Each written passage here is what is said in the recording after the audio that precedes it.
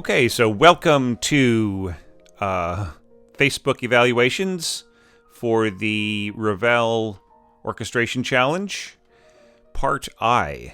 We've already gotten up that far, and I think that we're on scores 42 through 47 or something like that, or 43 through 47. So yeah, we're really going to town here. And some really great new entries. So let's get to them right away. First one is by Juan Gómez, and really, really enjoyed this. There are a lot of really strong ideas. There are a lot of things that could be tweaked. Here on the first page, there's a slurred approach to the bassoon, but that is made up for by pizzicato in the lower strings, which is nice. There is still not a whole lot of thought given to the idea of slurring by the breath of the player, right? So, because basically here, Juan, you're asking the clarinet, the first clarinet to go da, right? So if that's what you want, that's what you're going to get, as opposed to maybe da da da da da da, or even da da da da da da. Right, it just depends on how you put the slur over the notes that you want the player to all play on one breath or one accent or one articulation, I should say, one tongue. All right. So the tongue separates out the phrases into separate little slurs, and so I feel that this is totally playable, but it has less impulse to it, And there's also very little in terms of nuance. Like, where is this phrase going? Are you supposed to, could you put in a little hairpin here or there to sort of guide the player? Like maybe da da, right? Like adding a little bit more of a swell here and there. So there's very little hairpins or crescendo and diminuendo markings, except for just changing, adapting to new places, new general dynamics that you want the orchestra to play. All right, so watch out for that. That really, really is needed in scoring. Now, this is taken over by the horn, and there's going to be a slight imbalance here, because even if you mark the horn piano, there is still going to be a much more penetrating tone here, the projection. The way that the sound of the strength of the tone, even when played soft, is still going to be quite stronger than the clarinet. So this is something that the conductor can balance, or the players can balance, and this is more like wind quintet type scoring. Like the players in a wind quintet can balance their tones a little bit more, or expect to more than in an orchestra situation where there's a bigger landscape, so the players have a tendency to think in terms of their dynamic with the entire orchestra rather than just player to player as much. All right, but still, it is doable. It's almost like just maybe mark pianissimo here and continue on, or there's ways of getting around this. Okay, so I would say maybe put a crescendo mark here, and then by the time you're getting into a warm piano or maybe almost mezzo forte tone, then it will blend with this growing. That's what I would do. I would make these both crescendo, so that when the dovetail comes in right here, it's more natural. I see what you want to do here. You want to get a slow blend and then finally take over here by the horn, but it may or may not work as well as you think. All right, moving on. So this is all good.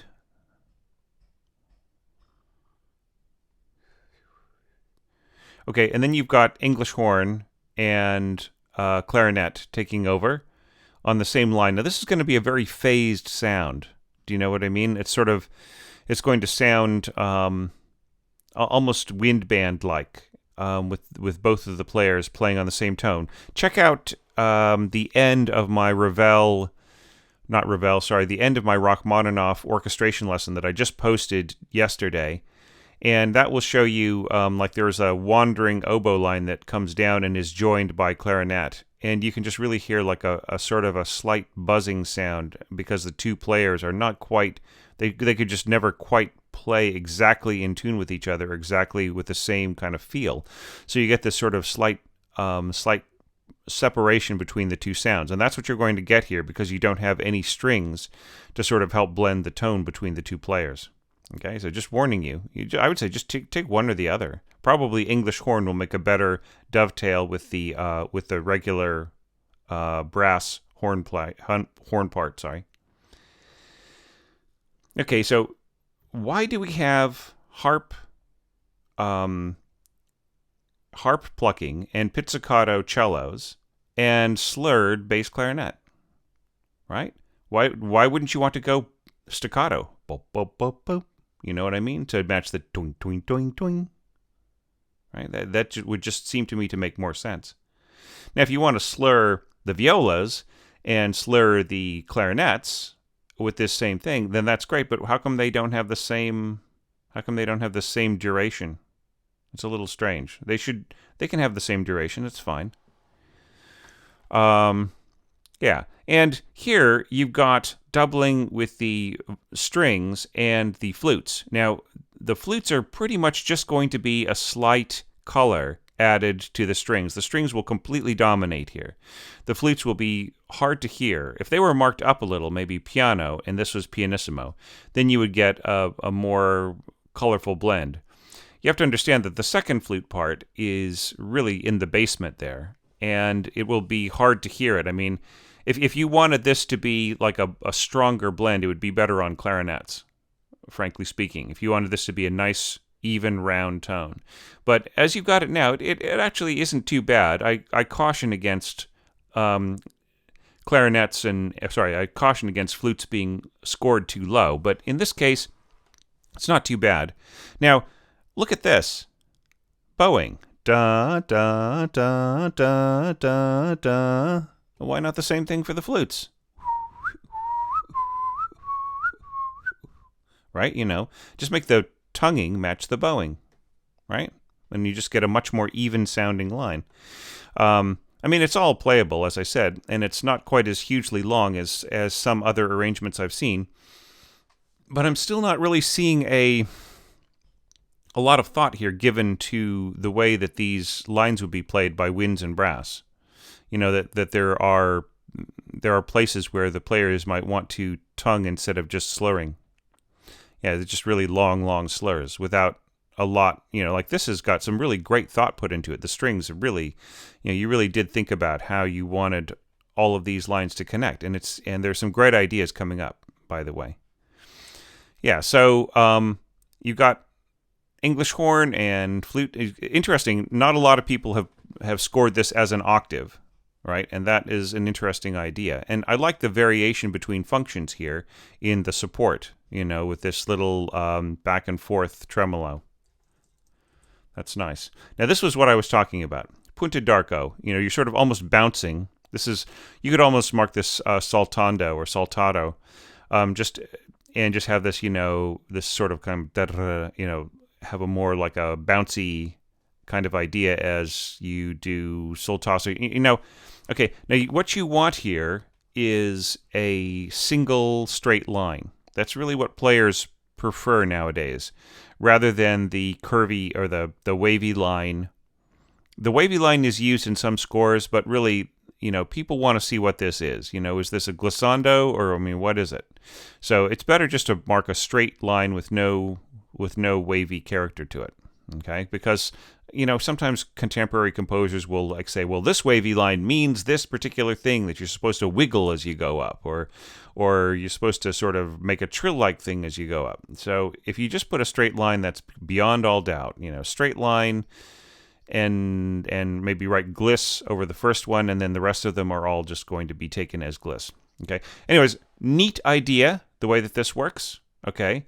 Very high note, or not too high, but not horribly high, but it's, that's a cool note for the bassoon, but caution on that. Now here, this I feel, starting on high E flat, on pianissimo for the oboe, this is going to be tricky. And then going up to the F is going to be hard. And just playing it that soft is really going to be really hard.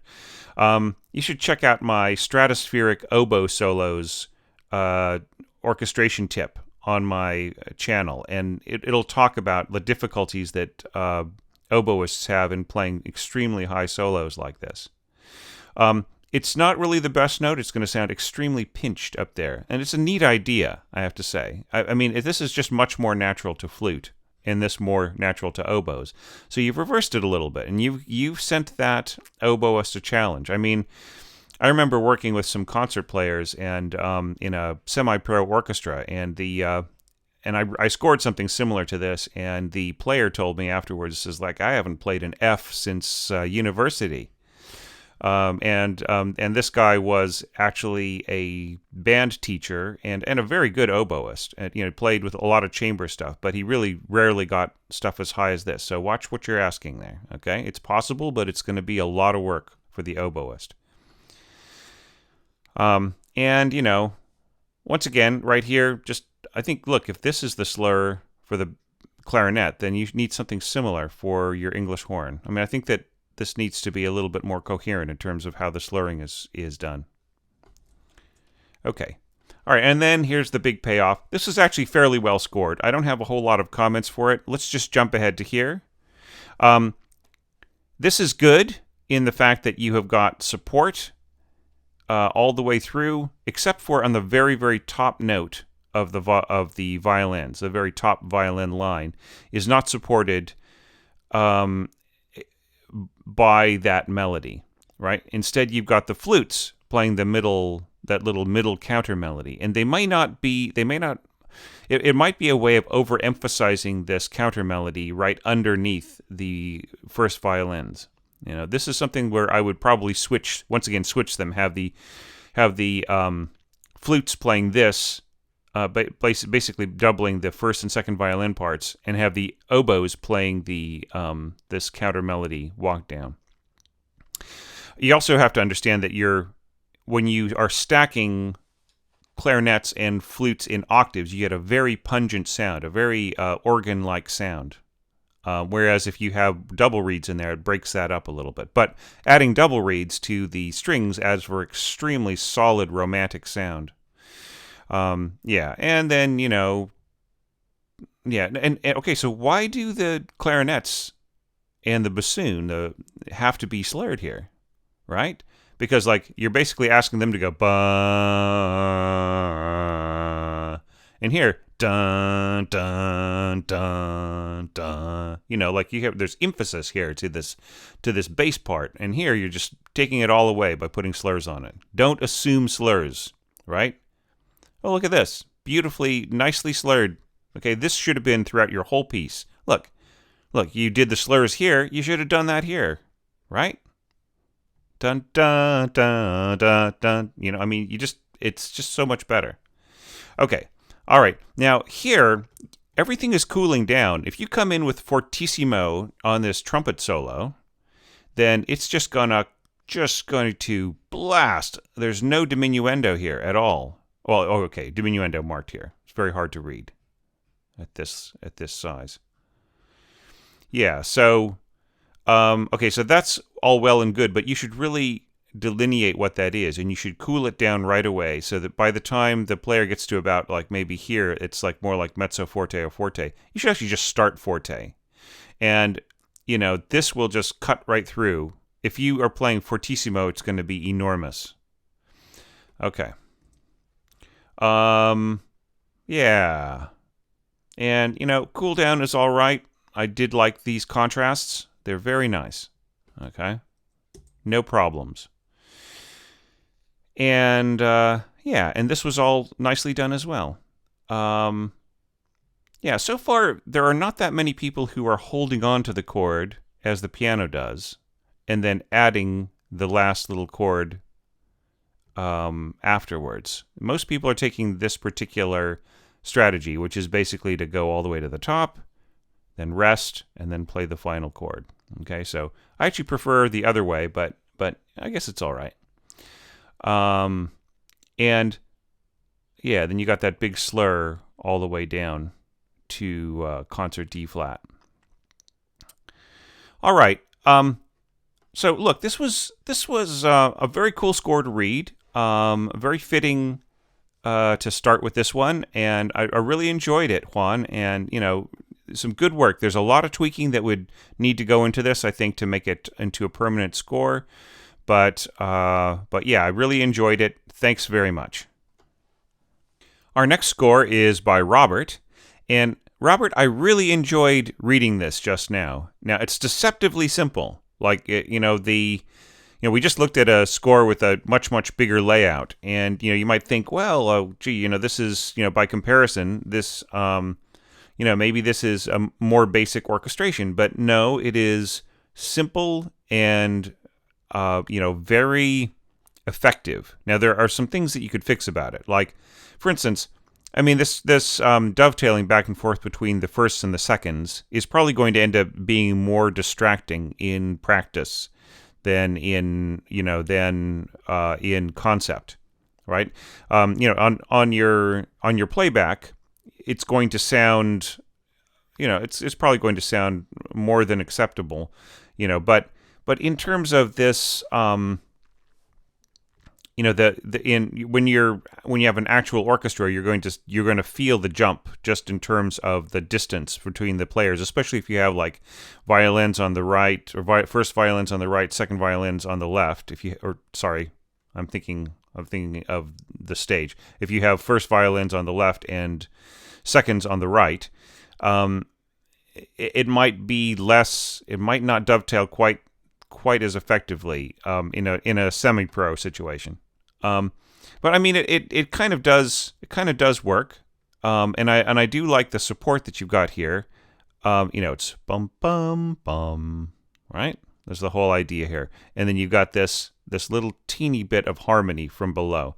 So I mean, I'm not saying that this is wrong or bad. It's just if the violins are sitting next to each other, it's going to be fine. Which is the way a lot of orchestra seating is now, with the firsts in front and then the seconds are behind them, right? And then the violas are in the middle and the cellos are all the way over on the right with the basses behind them. If that's the seating, then this is going to work great, I feel. Okay, and then yeah, so this is all good, I feel. Now bassoons slur up, and you go into a little kind of like wind obod with the idea. With the oboes above the flute here, this is such a small scale conception. It's like a wind quintet. In fact, it is exactly a wind quintet, with the second clarinet taking the place of a horn. So this is going to balance okay, even though this is in a weak spot for the flute, the A flat here. It's still going to be okay. You don't need this. You want to go dun and dun and to sort of die away. You don't need that there, because you need a little fuller of a tone against the resonance of these other instruments. Okay, now this is neat.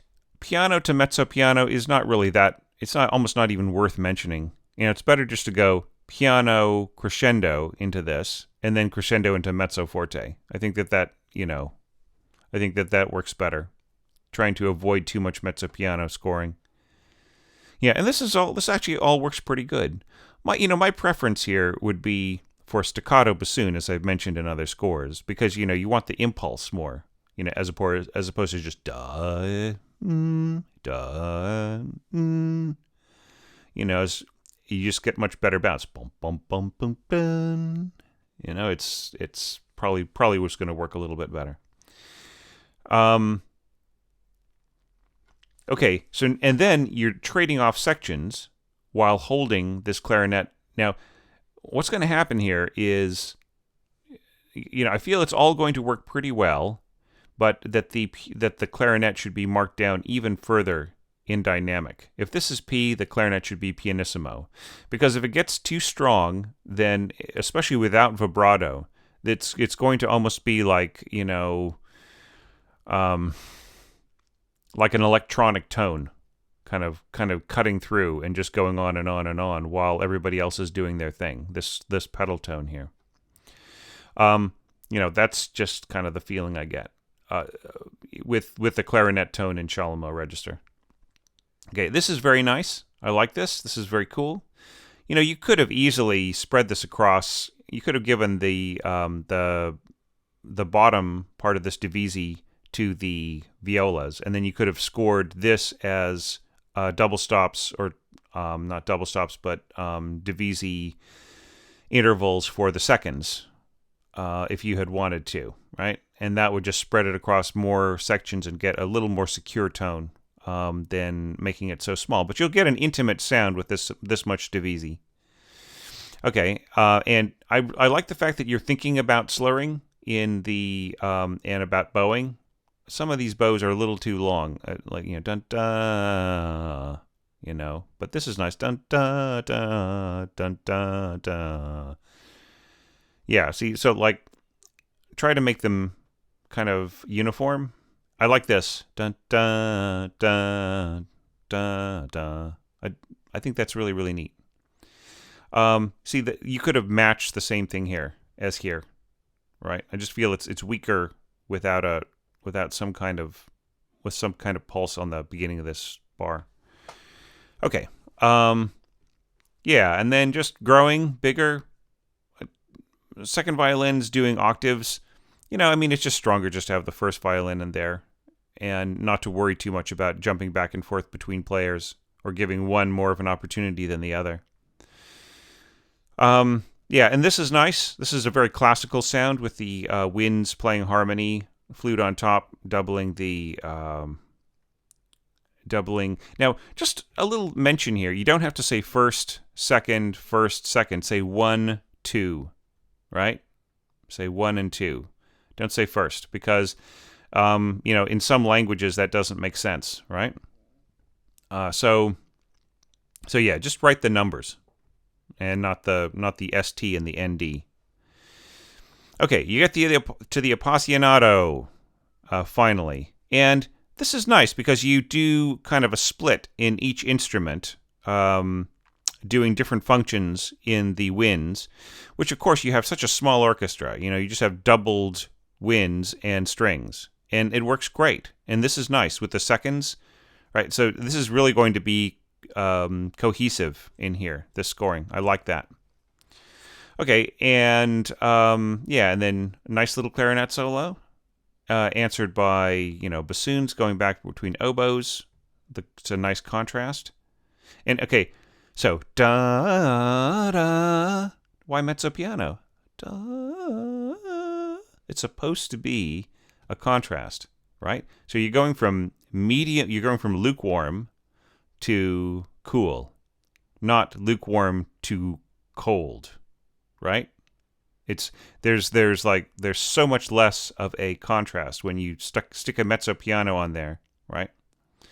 So better just to go P, right, which is an actual place, right, and rather than mezzo piano, which is kind of like a street address in that place. Okay, yeah, and this I really, really liked. If you would fix the bowing here to be a little bit, just that's such a long bow. Dun da dun da da da da da. There's ways of doing it that just don't use such a long bow. Okay, and then very, very soft. Yep. Okay, so that's all really good. I really enjoyed this, and just had a lot of fun looking at it and just thinking, look, if you just had this orchestra, no brass, no percussion, this would be a great way to do this. And also, it's scored in a way, except for some double flats there, it's scored in a way that like a regional semi-pro student orchestra might be able to get through it with a lot of fun. I would say just if you're going to do that, then transpose it up a half step to D major. All right, but just perfectly playable and just really fun. So thanks very much for sharing that with me, Robert. The middle score here, number 3, is by Ben, and I think this is the 6th version. Ben, you've really taken a lot of advice to heart, and you've rewritten, and that's great. But I just hope I'm getting the right version here to evaluate. So, yeah. I really like this right in here. Da, da, da, da. Because it's down, up. Right? That's really, really cool. So this is just really kind of a discrete harmony. Now watch out, because right now this is kind of bottom heavy. Do you know what I mean? If both cellos and basses are going to be playing, in octaves here, and you're trying to keep things really, really delicate, right? And they're both playing arco, right? And maybe if the basses were pizzicato an octave lower than the cellos, or just throwing in the occasional note, like boom, boom, kind of thing, then it would be totally fine. Now, here, this is a slightly problematic because the flute is weak on a D flat and the oboe is strong. So if you seriously do this, you will basically hear oboe with a tiny bit of flute in it, if at all. Then as you start to rise, both of them will balance more, but it'll still be pretty weak because your top note is B flat here, which is just the very beginning of the flute's middle register, which is still a gentle register, but not as gentle as down there on D flat. So yeah, so I would say, look, just make this an oboe solo, man. I mean, what do you need the flute in there for? That's kind of what I'm wondering. Now, once again, like I've mentioned in other parts, there's very little nuance going on. I mean, there's some nice hairpins here. That's kind of cool. But I mean, nobody put any hairpins like just to show the shape of the line. Okay, so I'm just wonder about that. There's really so many opportunities to make these lines live more. Okay, and then here you have the clarinet kind of dovetail in. Okay, so this would be better off without any flute at all, and then just dovetailing on one note. You don't need to dovetail with a phrase, right? It's better just to pick one single note. That's that has been mentioned several times by orchestrators way greater than me, like Ravel and Rimsky-Korsakov. And actually, Rimsky-Korsakov wrote in one of his journals once, he's just like, as if he were sort of coming to the realization after trying so many other different things. It's just like he was saying, I have just really come to the conclusion that if you want to dovetail from one wind or brass to another, you just need to share, one note at the beginning, of a bar is the best. So, I mean, I see what you're trying to do here, but what's going to happen is you're going to hear a phased sound in here where the clarinet and the oboe sort of phase together. Once again, if you didn't hear the beginning of this video, check out my Rachmaninoff orchestration lesson that I released yesterday that basically shows this, that shows the two the two instruments, like lower oboe and throat tones of the clarinet coming together. And I don't think what matters where you put them together. You'll hear the kind of the phasing sound of just like slightly separating. So you end up with a kind of a buzzy sound, even sneaking from one timbre into the other. I think is so. Just overlap on one note. This is kind of fun. I would mark this pianissimo. Okay, and then just violas. You know what? You have such limited page or such enormous amounts of space here. You should basically just leave the grouping in terms of your layout. Just leave the group of violins as 5 staves, even if it's just a bunch of rests. Because it just is really easier to read in a situation like this. Okay, so leave in all of your strings when you have plenty of room.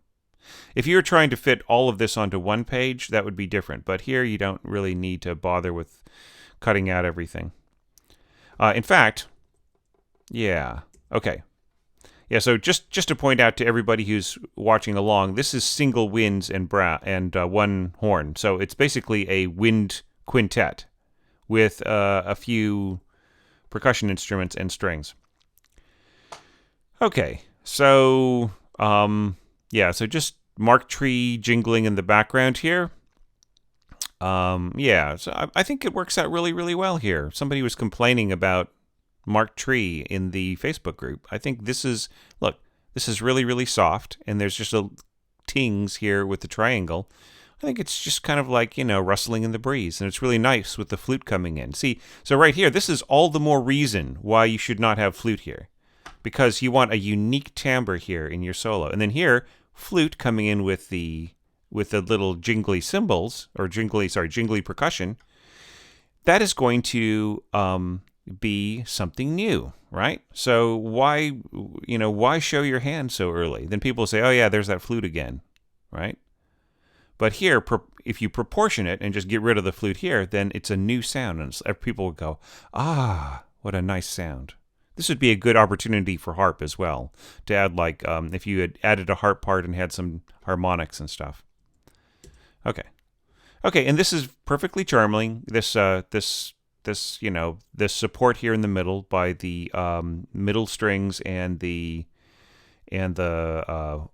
middle winds. That's all nice. And then the oboe takes over on this. So this is all like, when you come in here with the strings, you immediately will lose the uniqueness of this sound here.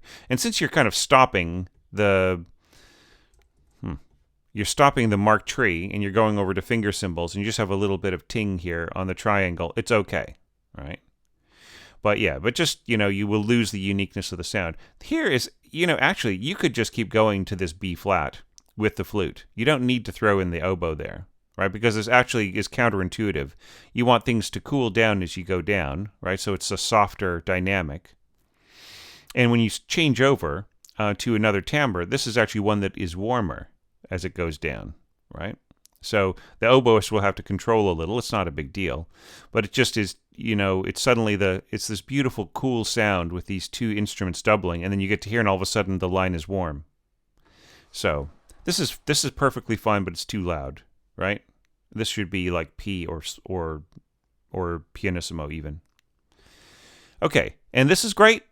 The clarinet's going to go da da da da. So yeah, that's cool. And then you got just little support here, strings. You got a pedal tone on your bassoon, which nice that you've marked it pianissimo. That's great. And then continuing on. So the best place for you to overlap here is here, because when you put it here, da, all of a sudden loud, da da da da da. So it's just, this doesn't matter if this comes in on P. And this is pianissimo, and you're crescendoing to an imaginary P. But this is the place to overlap, not here, right? Because people will hear it here. They'll hear, oh, new note. But here on the downbeat, where it goes into something else, people will feel the... So, like, once again, you're trying to moderate your dovetailing. But it is not going to work the way that you think it is, because the oboe has to enunciate the beginnings of its notes. So it's better for it to come in on a place that is naturally enunciated, right? So for instance, this, slurring into this and slurring out of it, you're still going to get the poke right here on the third beat by the tonguing of the oboe. It's a very subtle thing, but since you are getting into subtleties here, that's the consequence, right? Then coming in here, so now keep in mind that a muted horn is going to have like a kind of a sound. It's not a beautiful sound. It's sort of as a slightly kind of papery sound, kind of yeah. And this is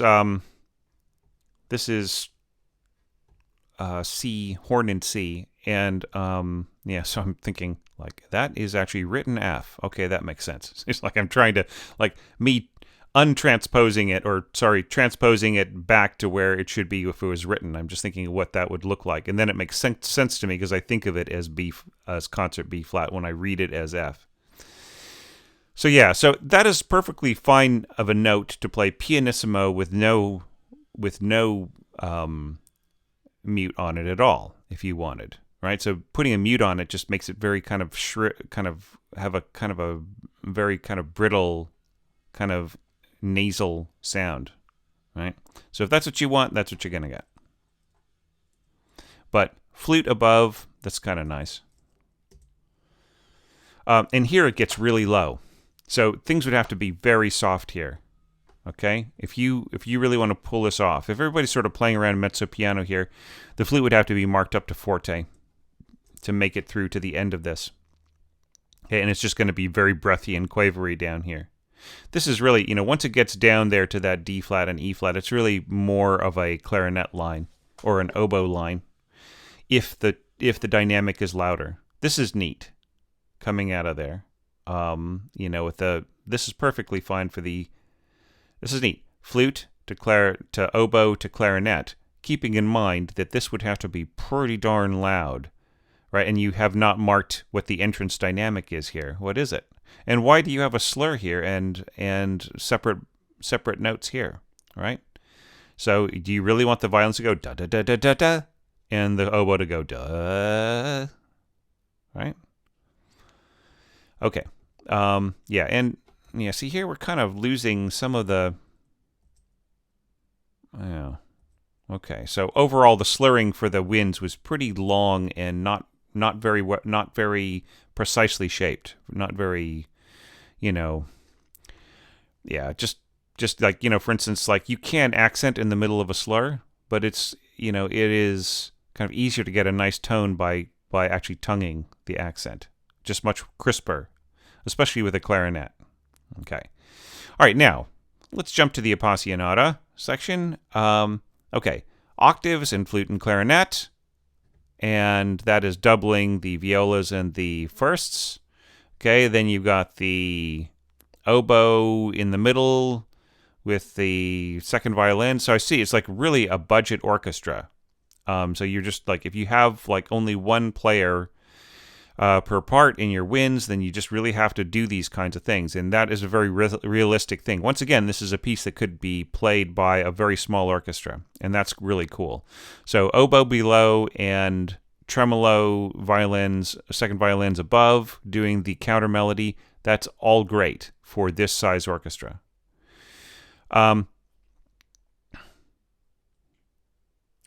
Yeah, and then you got tambourine. Yeah, that could work. Yep. And and then just nice, fat, heavy bass. And yes, I did see the horn is an octave below the oboe too. So you still have your triple octave, and that's fine. You actually have more of an octave than you do with the melody, but you got more weight on the melody, so it's all good. Okay, and this is neat. Taken over by bassoon. That's great. And then the little contrast between winds and strings. It's all very pretty. Okay. And once again, if you were trying to get really, really soft here, and that's why you put this in here, don't. Just mark it pianissimo, right? Because the mute doesn't make it sound soft or loud. It just makes it sound nasal or, or otherwise. Just kind of a very kind of a squeezed sound.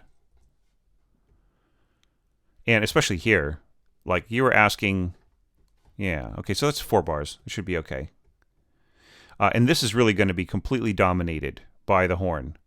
The violin should be marked mezzo, or the string should be mezzo forte, and the horn should be marked piano.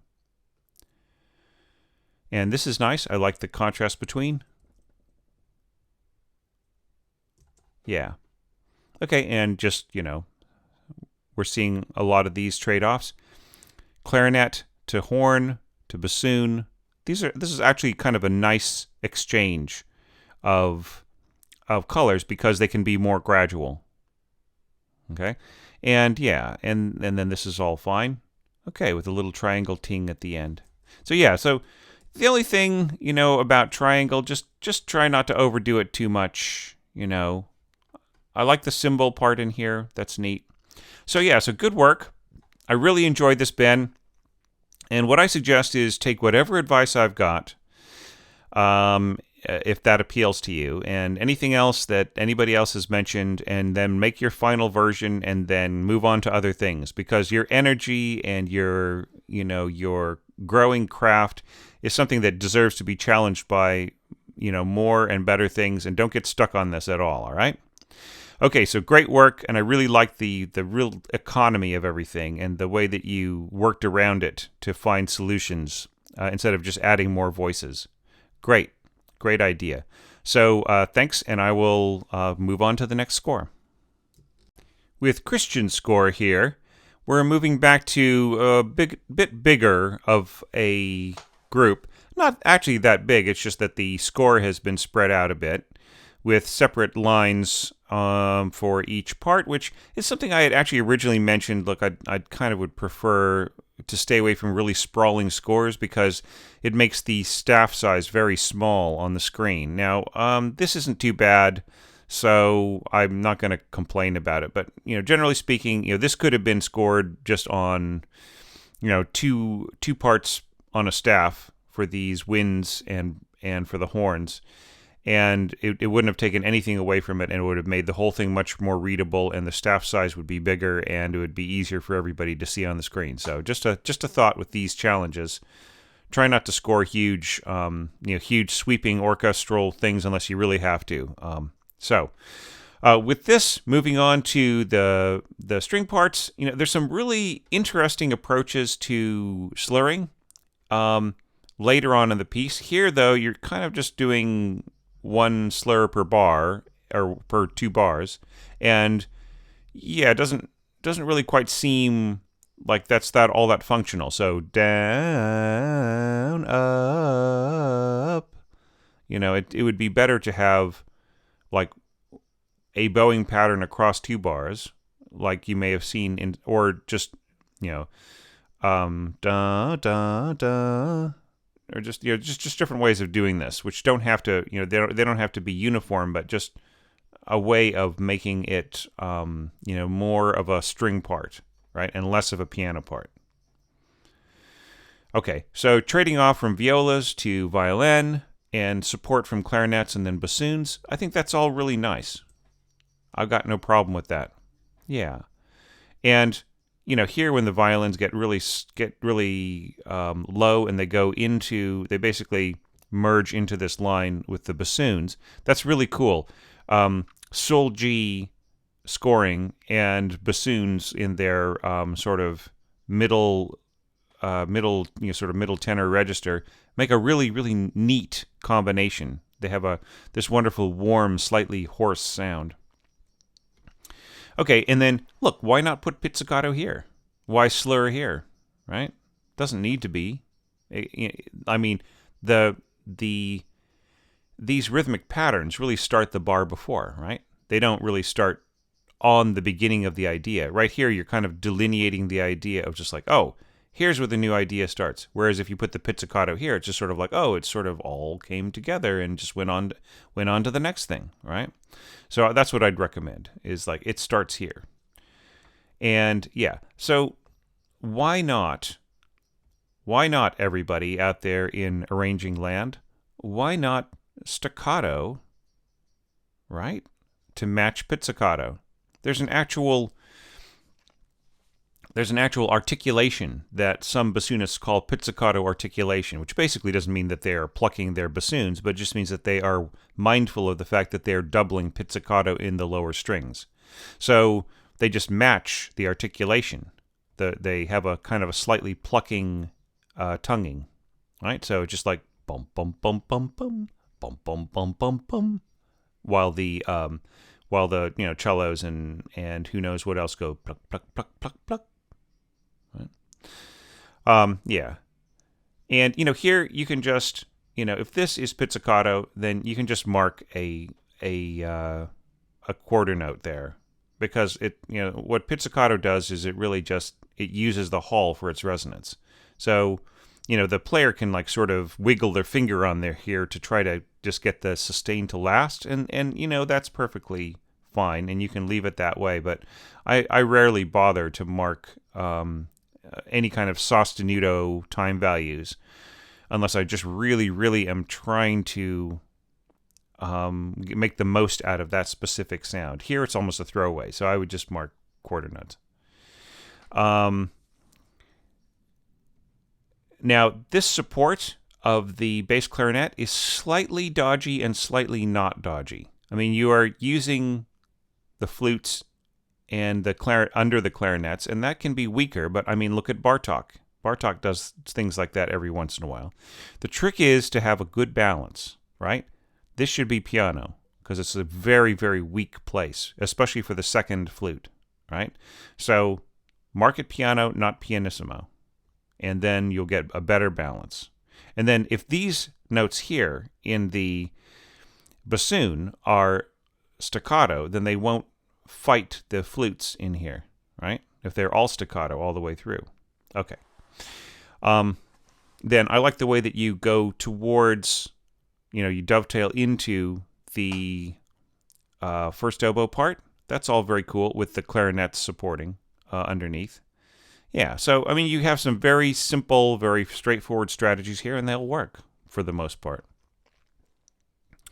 Yeah, and then doubling pizzicato with harp at that soft dynamic is fine. Now, this, I feel, is completely unnecessary. So you're overthinking this. So you want to go up, down, up, down. It's just leave it alone, because really, down, up is what you want, right?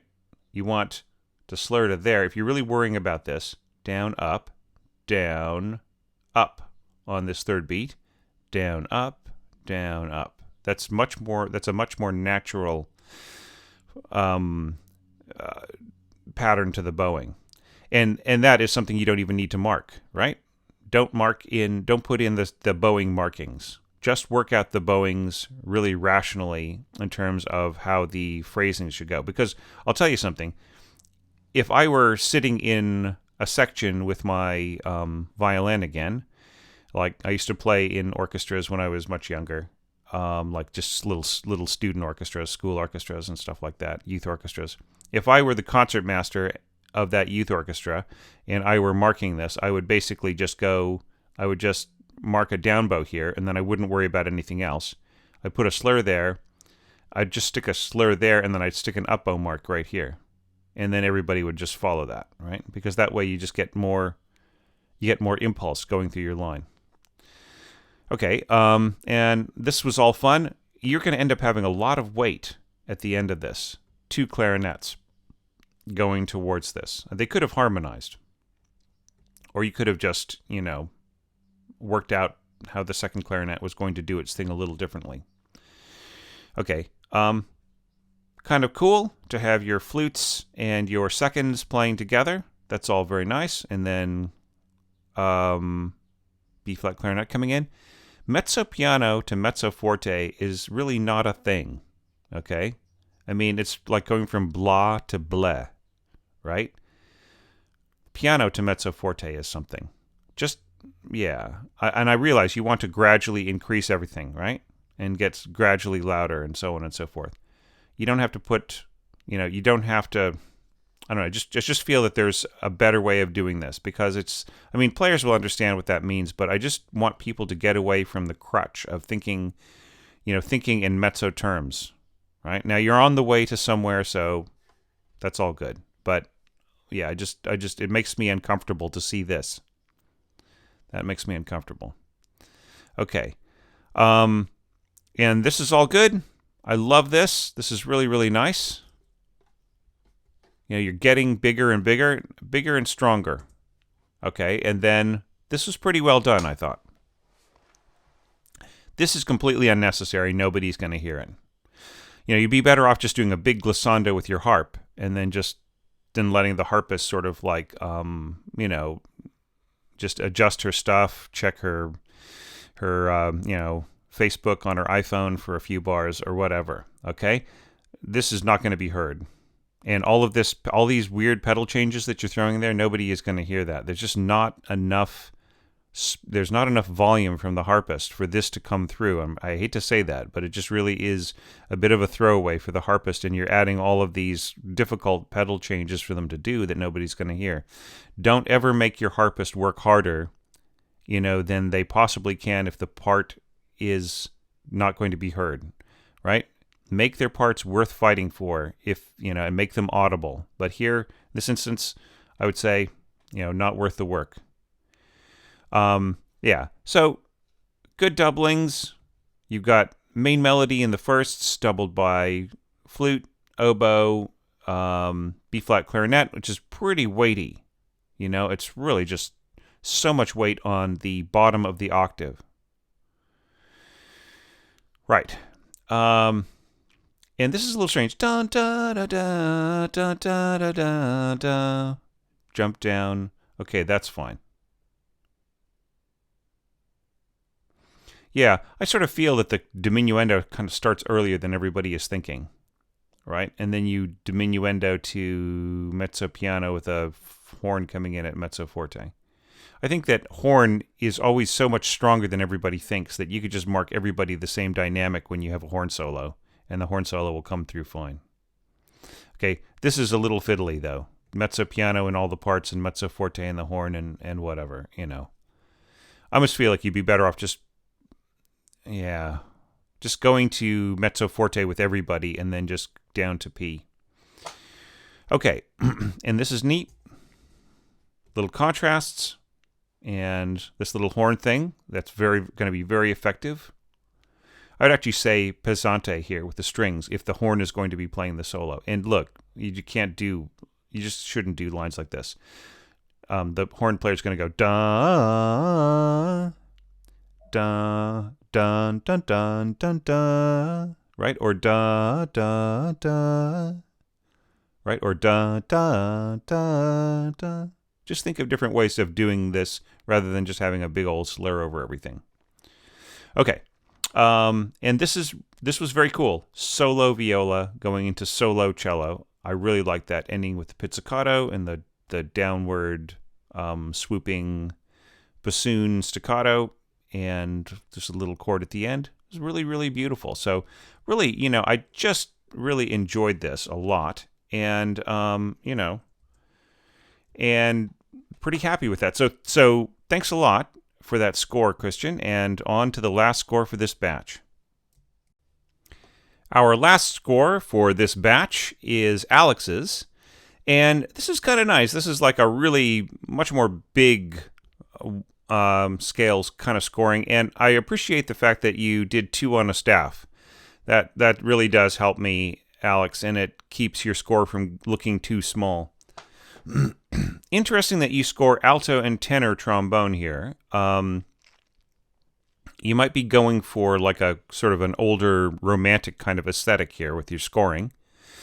So let's kind of move on. You're doing this kind of nice this nice little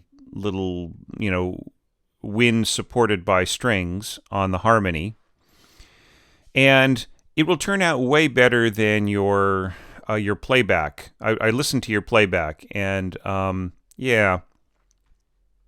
those sounds are a little are very uncomplimentary to what you're trying to do, and I like the fact that you're using nuances right from the start, and that's nice. Things are going someplace. I think that they need to continue to go places, so because right now you're asking the clarinets, da, and what, da, da, right? What happens in here, right? So there's going to be, you could go crescendo, diminuendo, crescendo, più crescendo, right? Anyway, just once again, you don't need mezzo piano. You're already marking solo cantabile, all right? And you've got piano in the strings. So just everything piano. And then you will get your mezzo piano effect as the winds dig in a little bit here with their dynamics. They will stand out against the string texture if they're both marked P. Right, because of the way that you've scored it, they are independent elements. Once again, like I've mentioned in just about every score, really try to think about the tonguing and the slurring for wind instruments, and don't just like stick a slur over every 2 bars. Think about how the nuance of having an articulation on one of these notes, or breathing into, da da da, or da da da There's just so much that people can do with these things rather than just marking a 2-bar slur. Okay. This is kind of neat, the way it goes up to here. It's a little strange, but it still works pretty well. I can see what you're trying to do there. It will be a little distracting for the way that you want this to smoothly dovetail. In fact, it really won't dovetail because you're starting here, right on this this concert D flat, and slurring up from something that is not not a dotted rhythm. So the entrance of the English horn is going to be just really, you're going to hear it coming. Okay, and this is nice how you have sort of tweaked with the staff size of each page. That's very helpful. Thank you. Okay, and this is kind of fun, but it's going to be very windy, if you know what I mean. Yeah, but still kind of cool. And yeah, I mean, they're all of these instruments are in fairly good registers for balancing with each other. Okay, so that's all good. Okay, yeah, and going on here, you ask something from trumpets and trombones that isn't exactly playable. Okay, and let's talk about why. You kind of want the trombones to slur up and down in this really smooth way. Da. That's kind of not how a trombone works, right? You want your alto trombone to do this.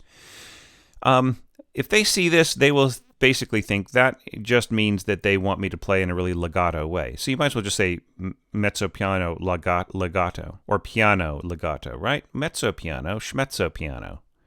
Your strings are soft. Your horns are pianissimo. There's no need for this to be mezzo piano, right? Piano. Piano is a huge world, right? It goes in every direction. You can put piano and you can put little hairpins in here and you'll get to your mezzo piano, right? But just marking mezzo piano at the beginning of a solo is just like saying, here's your, here you get this nice choice solo, but you're gonna have to, or you get to paint this whole wall. Now here is a bucket of gray paint. You see what I'm saying? So, you take away the ability of the instrument to sound either in a beautifully restrained way and going around in different areas, or to play in a strong way if you were to mark it forte, and to go around inside that world, right? But mezzo piano, blah. Is that just the way I feel about it? I'm not putting your score down. I'm just I'm seeing too much mezzo piano. It's starting to drive me crazy. Okay. But here, if you really want this to speak, I would say just get rid of the slurs altogether. Dun dun dun dun dun dun dun. That would be much more of an idiomatic approach to the trumpet. Now, truthfully speaking, G flat is not really a mezzo piano note or a piano note, but like you can sort of generally kind of tell the player with that dynamic that you want them to control what they're doing. But forget it. Once they get up to C, written C, no way. That is forte. That has got to be a forte note, or fortissimo. And then you just kind of go up to here, and you want this to somehow dovetail into this, and it is not going to.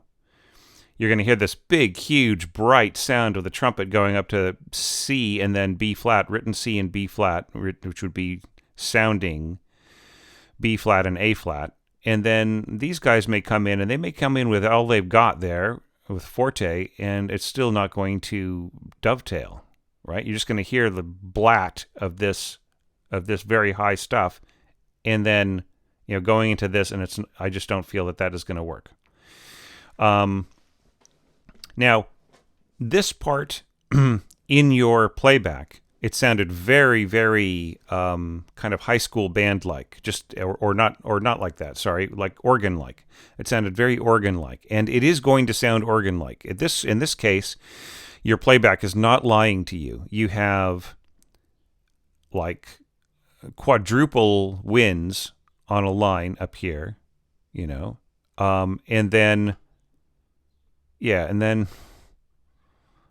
it just is just a huge amount of winds like all together, kind of doing very similar lines and similar things.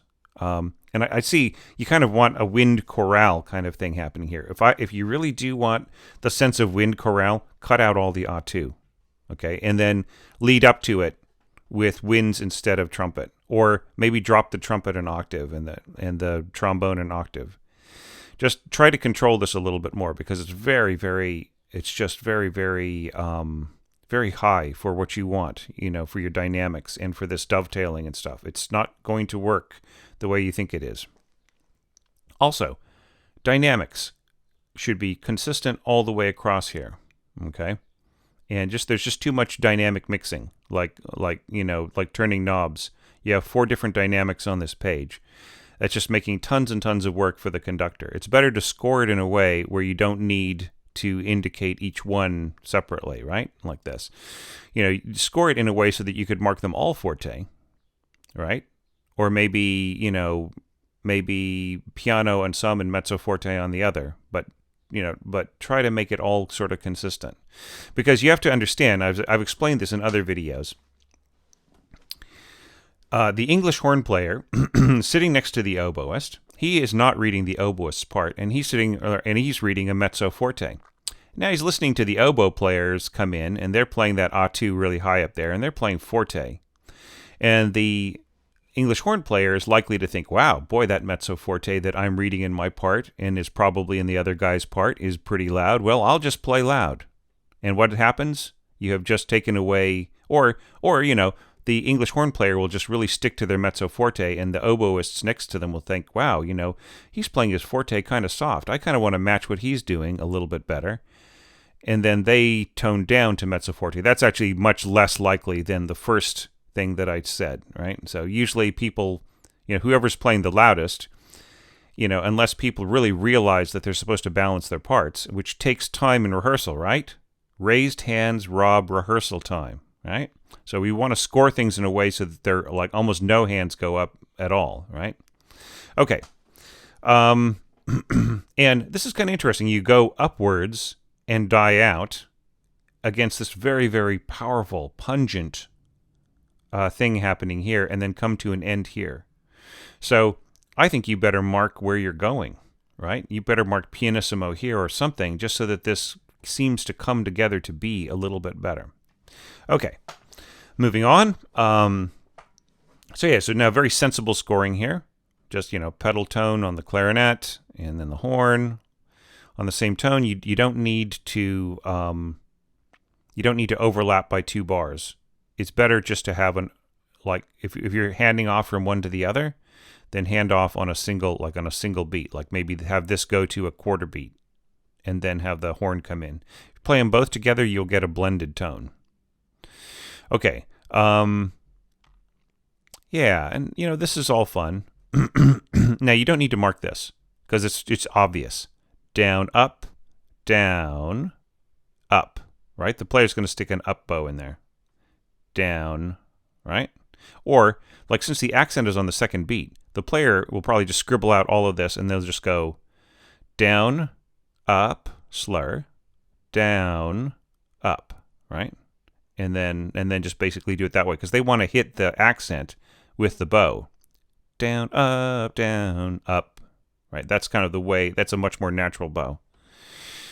Okay, so don't bother marking, just leave it out and let the players worry about it, and try to work out your bowing a little bit more. Just really imagine, actually just have your hand go back and forth as you score, like almost as if you were holding a bow, and that might help you to craft more natural. Like for instance, dun dun dun dun is like down up, works a little bit better.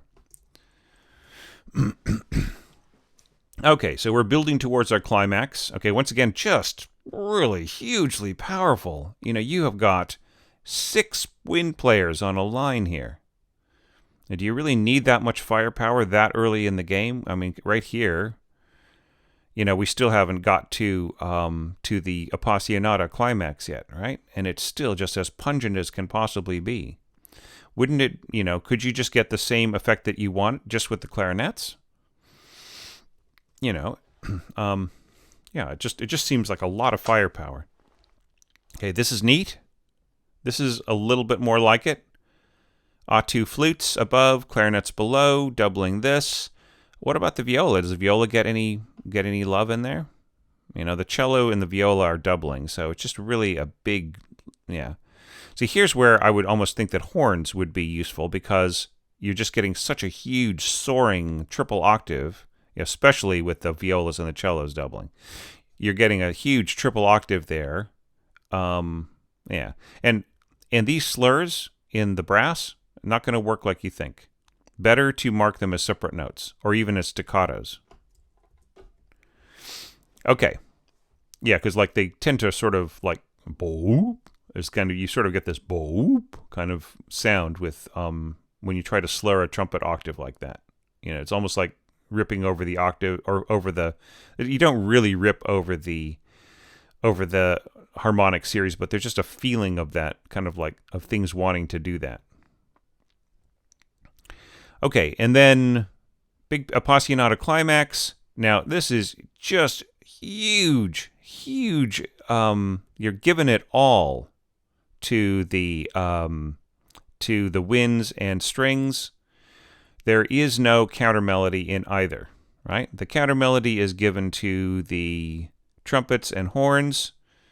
Okay. Yeah. Here's where I would spread them out a little bit instead of going off 4, right? Maybe drop one of these an octave, one of these lines an octave. And then, you got this massive bass line in here. Better to have the bass trombone an octave higher and just walk down at an octave, because you do need something to fill this in a little bit better than just these. Yeah, I see you want this really fat emphasis on that, and then the 2 trombones above. Yeah, it just sort of feels a little weird. And also this slur from A to A like that. Not the best sound. So if you really want to do this, I would say make the jump here. Okay? Yeah, and then oboes with you've got, once again, a lot of weight on the melody line. Right. Okay. Yeah, it's going to be a very fat sound here, even if you're playing at softer dynamics. And this is going to be strange too. Diminuendo to pianissimo and diminuendo to mezzo piano, right? They're going to see it as different things, right? So that needs to be adjusted. I would say put mezzo piano here and then say pianissimo subito. Or just get rid of the first violin line and just let the second violins worry about it, and then dovetail to the violas and cut the second violin line and give some of this octave stuff to the seconds. Okay. Yeah. Solo, cantabile. Mark your instructions cantabile down here, because it looks like it's part of the bass clarinet part, right? So it should go with the dynamic. Mezzo piano, cantabile, solo, and this, you've got this stacked. It should be 1 solo, right? So same thing here. So 1 period solo, P cantabile, down here. Because it's just it's very cluttered the way that it is now. Okay, and, fun cool down. Not too many problems there. It's all good. Nice little contrasts. And yeah, English horn. Bum bum ba ba da da da da da da da. Yeah, neat. Yeah, so yeah, nice ending. Okay, so hey, I really enjoyed looking at this and picking it apart for you, Alex. And yeah, so everybody is listening to this, I can get tough on a score and really pick it apart, but if you guys had were perfect orchestrators, you wouldn't need to ask me for advice, right? And I would, it's actually, if somebody gets everything right and everything beautiful, then all I can do is just ooh and ah over it, which can be fun, but it's not as good a use of everybody's time to look at scores that are absolutely perfect and shining in this particular example of like a challenge to see, to see how well you can come up to that. It's better to learn something through the experience rather than just everything you do being perfect. Okay? So I really enjoyed this. This is like one of the funnest hours I've spent in a few days. So I was just having a blast with this, and I hope you guys are too, and are really getting a lot out of this and enjoying yourselves as well, and reading each other's, looking at each other's scores and making comments on Facebook, and yeah. So far this has been great. I'm anticipating maybe another couple of videos worth of scores are going to come our way, and keep in mind that it's just about maybe 8 or 9 days until the deadline, which is firm. Any score that appears after the 7th of November is on its own. All right, I won't be able to make videos on that after that because my schedule changes. There just was this time to take care of a lot of stuff and do this challenge and have fun with it, and I'm going to see how much work it was for me and judge from that, and which way I should take these challenges. I'd like to do them like maybe every 3 months, every 2 months. I'll just have to ask everybody what they, how they feel and how they thought that it worked out, and hear some back channel stuff and everything else, and make up my mind about it. But so far, I'm having a total blast. And thanks everybody for all their scores. Thank you, Alex. Thank you, Christian, Ben, everybody. Thanks so much for bringing me your scores and letting me take a look and comment on them. And hope to have a few more for you soon.